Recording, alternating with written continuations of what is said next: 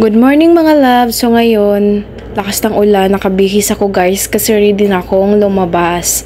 So mag-withdraw tayo ng sweldo natin pero hindi natin pwede i-reveal kung how much talaga guys. So ayun guys, palabas na ako. Medyo malakas nga lang yung ulan kaya medyo nag-alinlangan pa akong lumabas. So ayun, tinitingnan ko sa labas, medyo malakas talaga siya. So, later on, makikita nyo na guys. So, ayun, for the lakad na talaga ako going to outside. So, ayun, nakapayong ako. Pero yung buhok ko medyo buhagag talaga. Kasi di na ako ready magpag-ayos-ayos. Kasi pabilisan ng tong labas guys. Kasi mag-withdraw lang naman ako sa malapit.